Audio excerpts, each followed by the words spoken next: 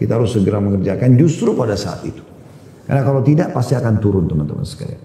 Dan dalam mengerjakan ketaatan sering kita bahasakan ini, usahakan agar selalu diikuti dengan paksaan tanda kutip, yang memaksa diri di sini untuk mengerjakannya. Karena kalau tidak paksa tidak akan pernah menjadi orang yang lebih baik tentunya.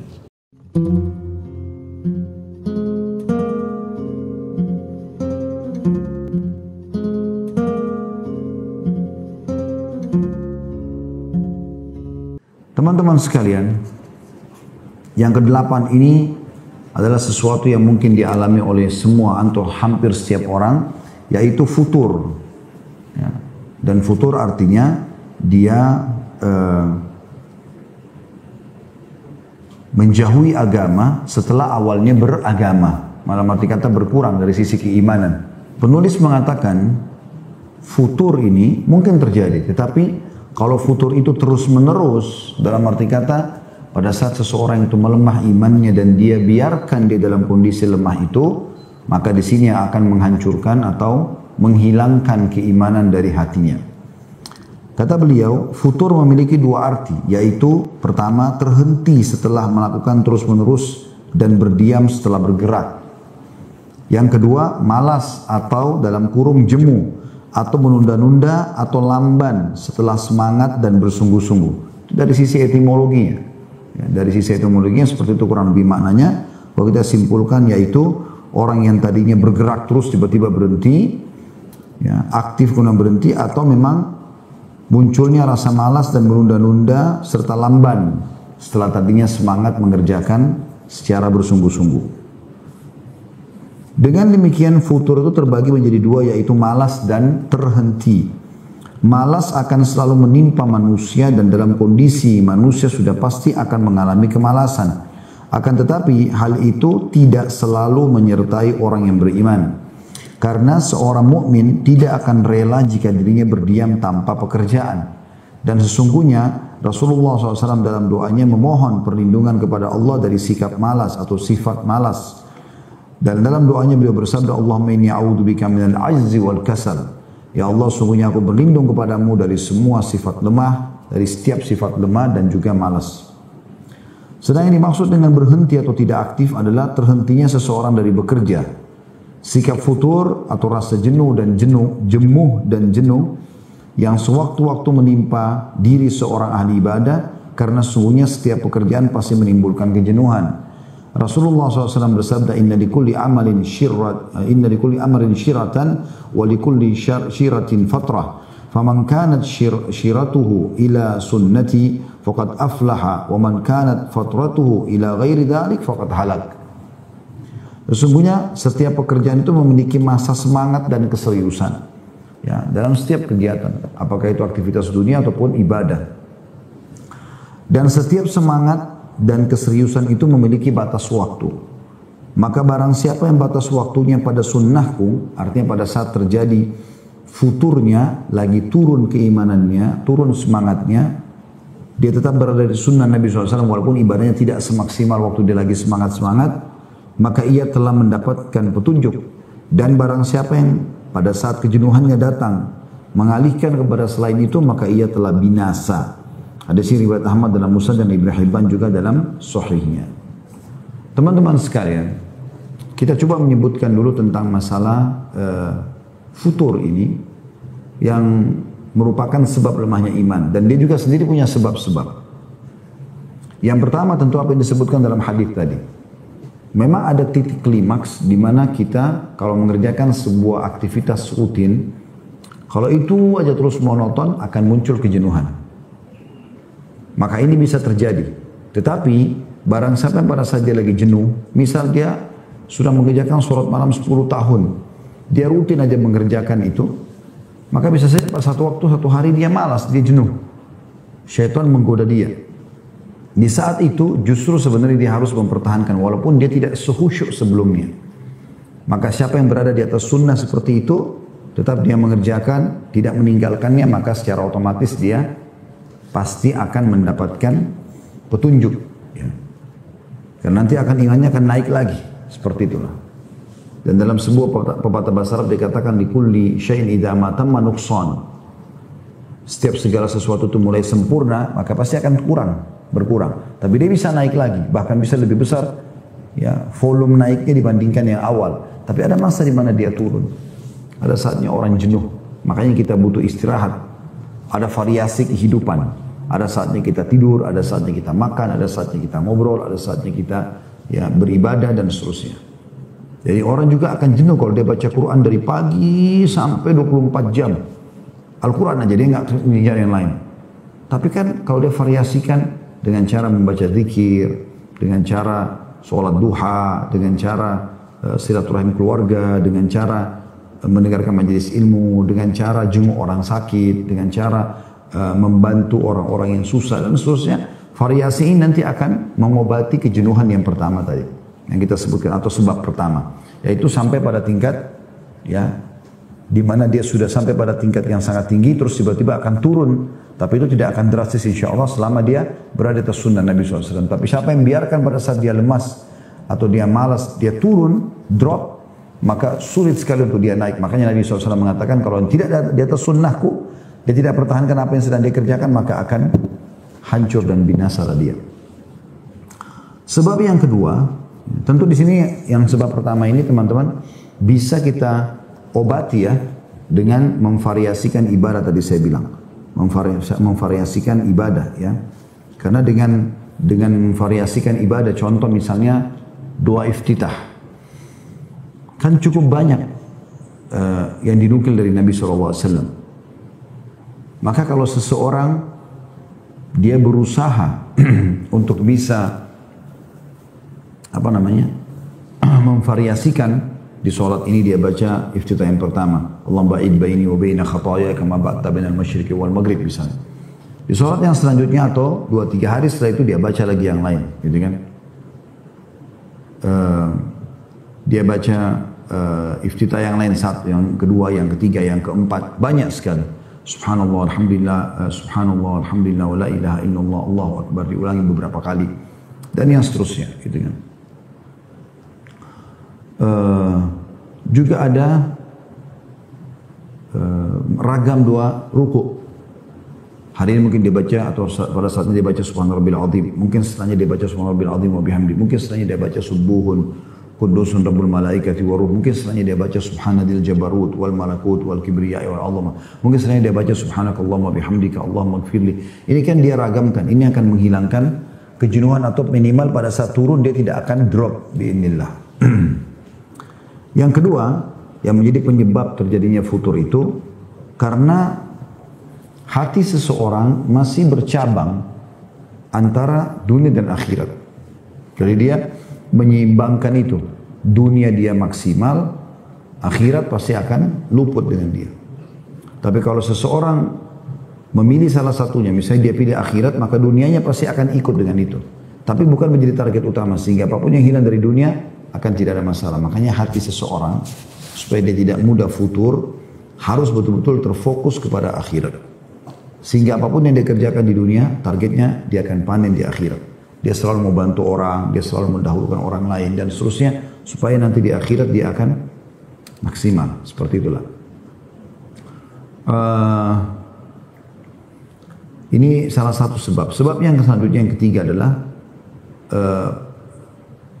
malasnya seseorang menambah pengetahuan ilmu agamanya. Sehingga dia terus saja berada dalam posisi yang sama. Dan merasa dirinya sudah pintar. Apalagi sampai menganggap remeh orang lain.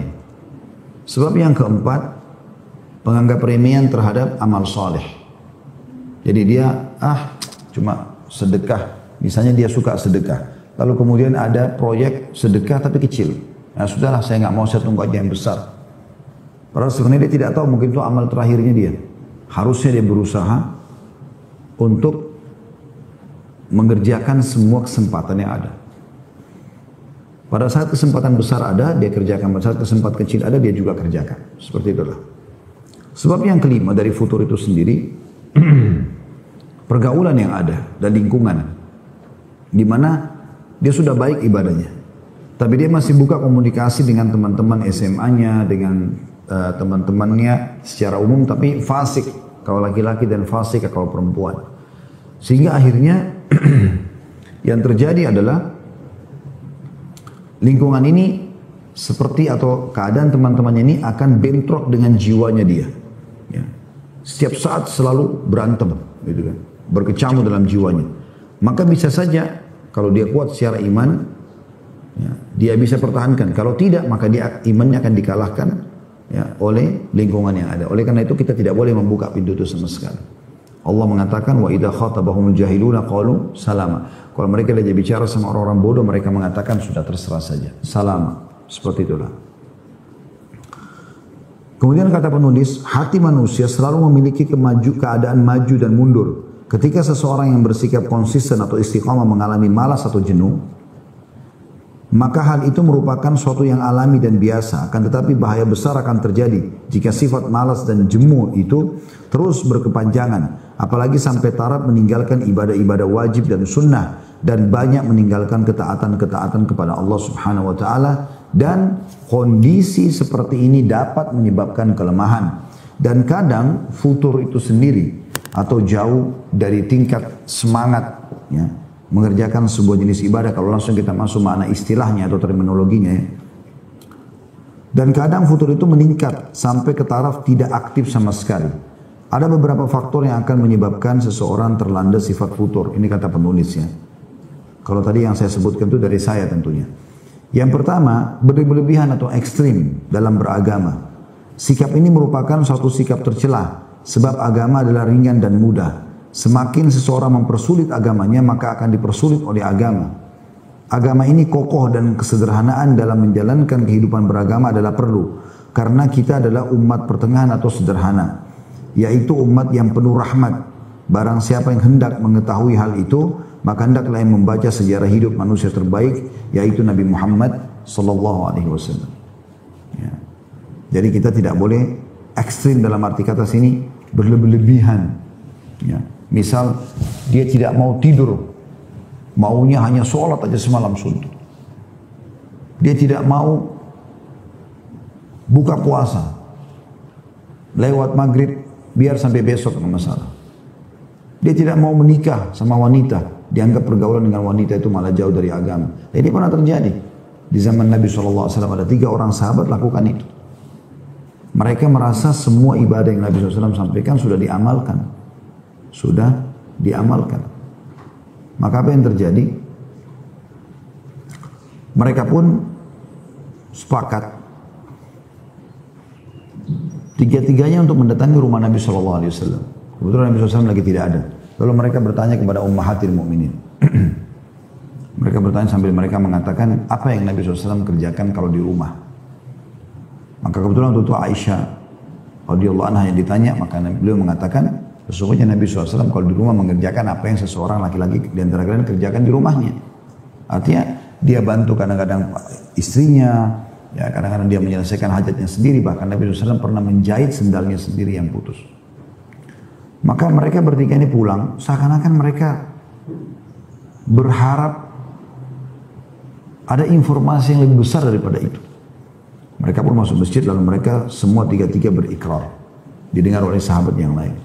Yang pertama mengatakan, saya mulai sekarang akan selalu sholat malam tidak mau tidur. Dan tidurnya pagi-pagi atau siang hari. Tidak mau tidur sama sekali malam. Yang kedua, mengatakan mulai sekarang saya akan berpuasa dan tidak mau buka puasa. Pokoknya kalau saya sebentar ini, seperti maghrib sebentar lagi tiba insya Allah, semoga Allah mudahkan. Maka dia tidak mau buka puasa, dia tunggu besok, tahan sampai 2 hari. Jadi yang lain yang orang tidak lakukan. Kemudian yang ketiga mengatakan, yang ketiga saya tidak mau nikah, saya nggak mau nikahi wanita. Saya mau beribadah saja, dianggap pernikahan itu bukan ibadah. Maka Nabi SAW mendengar hal tersebut, beliau naik atas mimbar, kemudian beliau selama memuji Allah, membaca salawat untuk diri beliau SAW, lalu beliau mengatakan, telah sampai kepada saya begitu dan begitu. Ketahuilah aku orang yang paling bertakwa kepada Allah di antara kalian, dan aku tidur di malam hari juga aku sholat. Aku puasa dan aku buka puasa dan aku menikahi wanita. Man ragiba an sunnati falaysa minni. Siapa yang menolak sunnahku bukan dari golonganku. Artinya kita boleh di sini memaksakan diri untuk ibadah, tapi jangan sampai berlebihan. sehingga tidak lagi memberikan hak tubuh misalnya, keluarga misalnya dan seterusnya. Kita juga sudah tahu kisah Abu Darda, sahabat Nabi yang mulia radhiyallahu anhu. Beliau pada saat Salman Al-Farsi datang ke rumahnya, kemudian Abu Darda lagi tidak ada, Salman Al-Farsi sepintas melihat Ummu Darda terlintas begitu, tidak ada. Enggak seperti orang yang merawat dirinya. Rumahnya pun begitu. Maka Salman mengatakan, ada apa wahai Ummu Darda? Lalu dia mengatakan, sesungguhnya saudaramu Abu Darda tidak butuh lagi sama aku. Setiap hari dia puasa, tidak pernah buka puasa. Jadi tidak pernah ada hari dia tidak puasa, dan kalau malam dia selalu sholat malam. Pokoknya masuk rumah, ngobrol aja sama istrinya sebentar. Ya, istrinya tidur, dia sholat dari malam sampai pagi. Dari habis Isya sampai subuh. Ya, semalam suntuk istrinya tidur sendiri. Pagi dia puasa. Puasa itu tidak boleh berhubungan biologis, batal puasanya. Terus begitu tiap hari. Maka Salman Al-Farsi mencari Abu Darda lalu mengatakan, saya mau nginap di rumah. Baiklah, silakan, kata Abu Darda. Nginaplah. Ya. Pada saat selesai makan malam bersama, Abu Darda selaku pemilik rumah coba untuk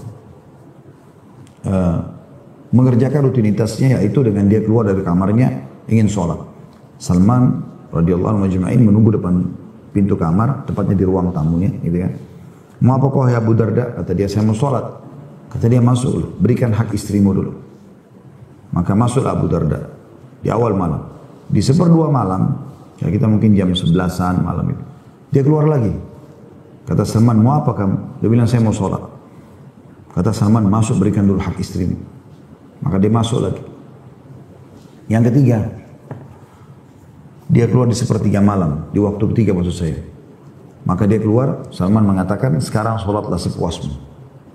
Sholatlah. Habis sholat subuh, seperti biasa tentunya, Abu Darda niat puasa, dia sholat ke masjid bersama Abu Salman, ikut bersama Nabi SAW, lalu pulang ke rumah. Karena Salman tamu, maka Abu Darda menyuruh istrinya Abu Darda menyiapkan sarapan. Disiapkanlah sarapan tersebut. Kemudian Salman waktu dipersilakan makan, Abu Darda bertanya, kenapa kau nggak makan? Dia bilang, saya lagi puasa. Kata Salman, saya tamu, wajib kau hormati. Sementara kau sedang puasa sunnah, batallah. Maka Abu Darda pun membatalkan puasanya. Setelah itu rupanya dia terganggu. Dia mengatakan, saya akan laporkan ini kepada Nabi SAW. Maksudnya kok bisa sholat malam saya berkurang waktunya, plus lagi saya harus batalkan puasa sunnah saya hanya kena hormati tamu. Maka Salman pun ikut bersama Abu Darda radhiyallahu anhu ajma'in menuju ke Nabi SAW, dan ternyata Nabi pun membenarkan Salman sambil mengatakan, a'ti kulladzi haqqin haqqah. Nasihati Abu Darda radhiyallahu anhu, berikanlah segala sesuatu haknya, kata Nabi SAW. Dan ini semua tidak boleh kita anggap remeh, kita harus bisa membagi semua itu, karena itu sebab daripada futur itu sendiri. Kemudian yang kedua, kata beliau penulis ini, berlebihan dalam melakukan hal-hal mubah, yaitu dalam hal makan, minum, berpakaian, berkendaraan. Setiap kali manusia melampaui batas dalam melakukan suatu perbuatan mubah, maka ia telah kehilangan nikmat ketaatan.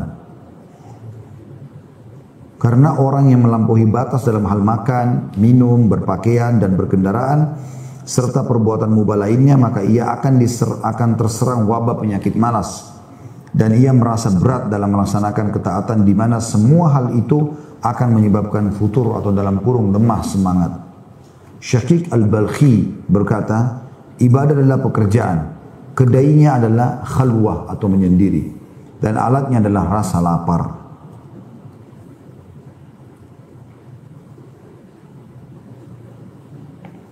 Jadi ada orang-orang teman-teman sekalian, dalam hal mubah ini kita ambil contoh tidur misalnya, sangat berlebihan. Bahkan dalam seharian mungkin bisa sampai 14-15 jam dia tidur. Malam hari 8 jam, pagi hari tidur, siang hari tidur, gitu kan. Ini semua berlebih-lebihan dalam masalah tidur. Kita sudah tahu secara medis pun kesehatan mungkin normalnya adalah 8 jam. Jadi sepertiga dari waktu Anda dalam seharian. Harusnya begitu. Makan dan minum juga begitu, walaupun mubah. Walaupun kita makan halal, tapi jangan berlebihan. Ada orang dari kuliner ini ke kuliner itu, dari makan ini ke makan itu. Dan ini sudah saya jelaskan juga pada saat kita membedah buku Risalah Puasa Nabi SAW. kita temukan ternyata mereka tidak memahami esensi daripada buka puasa. Buka puasa teman-teman tanda kurung bukan ajang untuk balas dendam. Tetapi dia adalah waktu untuk menjalankan sunnah Nabi SAW berbuka. Makanya Nabi SAW berbuka puasa dengan rutab atau kurma basah. Kalau tidak ada dengan kurma kering. Kalau tidak ada baru air putih. Ya. Supaya tidak kaget dulu. Begitu juga dengan berpakaian, menggunakan perhiasan yang Allah bolehkan lah ya. Biasanya ada orang subhanallah pakai pakaian terlalu berlebihan. Saya pernah masuk di satu toko, sebuah jaket biasa, puluhan juta bahkan ratusan juta harganya. Saya pernah juga itu hari umroh plus Turki masuk ke toko-toko, luar biasa harga-harga pakaian. Tidak sampai ratusan juta. Saya nggak tahu gitu loh. Kenapa harus beli walaupun bagus? Ini kan sudah berlebihan.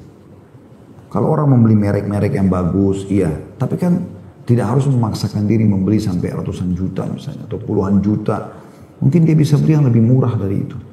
Sisa uangnya disedekahkan kepada dia fakir miskin. Mungkin baju dia satu tuh, kalau puluhan juta bisa membeli mungkin satu kontainer baju yang bisa dibagikan kepada orang miskin misalnya.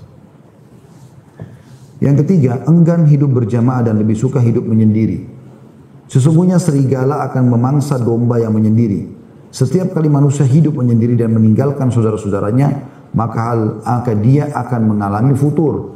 Karena sesungguhnya manusia akan lemah semangat bila hidup menyendiri dan penuh gairah bila hidup bersama saudara-saudaranya. Sesungguhnya perjalanan hidup ini berat, membutuhkan pembaharuan, semangat baru dan mengasah kemauan. Dan hal ini tidak mungkin didapati manusia kecuali dengan hidup bersahabat serta berjamaah yang tulus. Jika seseorang yang bersikap konsisten atau multazim, ya, istiqomah, terus menjauhi saudara-saudaranya, maka dirinya tidak akan selamat dari keputusasaan, kepenatan dan juga kebosanan. Ini yang sering kita tekankan teman-teman sekalian, selalu bentuk komunitas. Karena di satu komunitas itu, kita bicara komunitas baik saja, ya, komunitas buruk itu sudah tidak perlu dibahas gitu. Nah, memang seharusnya kita tinggalkan. Tapi komunitas baik ini, ya, kalau teman-teman tidak membentuk komunitas itu, tidak berusaha bergabung dengan mereka, orang-orang baik ini, maka kita akan jenuh. Karena kita merasa diri kita sendirian. Ternyata di luar sana, selain kita sholat malam, juga ada orang sholat malam kok. Selain kita makan halal, minum halal, kita menikah, juga ada orang di sana. Orang suka dukanya mendidik anak, juga ada orang yang melakukan itu. Jadi berbaurnya kita ini saling berbagi pengalaman, akan mengurangi bahkan bisa menjauhkan kita dari futur tadi. Yang keempat, minimnya ketaatan. Seperti jarang melaksanakan sholat wajib dengan berjamaah bersama kaum muslimin. Malas melaksanakan sholat. Tidak memperhatikan rukun dan syarat-syarat sholat. Menyanyiakan waktu dan menjauhi membaca Al-Quran. Sedangkan cara mengatasi semua hal itu adalah dengan melaksanakan kedua hal di bawah ini. Yaitu yang pertama, tidak berlebihan dan melampaui malas atau batas agama. Kemudian yang kedua, meninggalkan perbuatan maksiat dan kemungkaran. Meninggalkan kemaksiatan dan kemungkaran. Ya. Jadi ini sebenarnya teman-teman sekalian adalah hal yang mendasar yang bisa menyebabkan futur itu sendiri datang. Futur itu sendiri datang. Khusus untuk poin yang ketiga dan yang keempat, yaitu enggannya hidup berjamaah dan juga minimnya ketaatan, ini saling berkaitan satu sama yang lain. Karena kalau kita bentuk komunitas saleh, kita bergabung sama orang-orang yang rajin ibadah, laki-laki sama laki-laki soleh dan soleh, perempuan soleha dengan soleha tentunya, karena berbaunya laki-laki perempuan dikhawatirkan, apalagi kalau berduaan bisa khalwat. Ya, kita bicara secara global saja antara sesama jenis. Ini akan membantu kita untuk semangat melakukan sholat. Kan beda. Saya kalau jalan pakai baju koko misalnya, sendirian, di komunitas atau di masyarakat jalan yang orang mungkin tidak pakai baju koko, beda percaya diri saya dengan kalau saya berjalan dengan dua orang saudara saya. Sama-sama pakai baju koko dan kopiah misalnya. Kalau 3 orang, kalau 4 orang, kalau 5 orang, makin banyak komunitas, maka kita makin percaya diri. Seperti itulah. Baik dalam mempertahankan atau istiqomah dalam ketaatan yang kita lakukan, ataupun kita meninggalkan kemaksiatan. Begitu juga kita komitmen untuk terus mengulang-ulangi ketaatan tersebut. Bahkan kita bisa atau bisa terjadi tanda kutip persaingan positif, ya, agar kita bisa bersaing positif. Kalau teman kita sudah sholat misalnya 20 rakaat sholat tarawih kita masih baru 8, kita berusaha untuk bisa mengerjakan seperti dia. Contoh misalnya. Ya. Begitu juga dengan minimnya ketaatan. Ini sangat berpengaruh tadi saya bilang. Karena kalau Anda sendirian, pasti akan muncul itu. Rasa malas sekali untuk ibadah. Dan saya juga sudah berbagi kemarin teman-teman sekalian, kalau seandainya teman-teman muncul sebuah rasa malas, baik itu memang dari sifat bawaan kita, ya karena kejenuhan, atau memang ditunggangi oleh syaitan untuk membuat kita tidak mau mengerjakan ketaatan.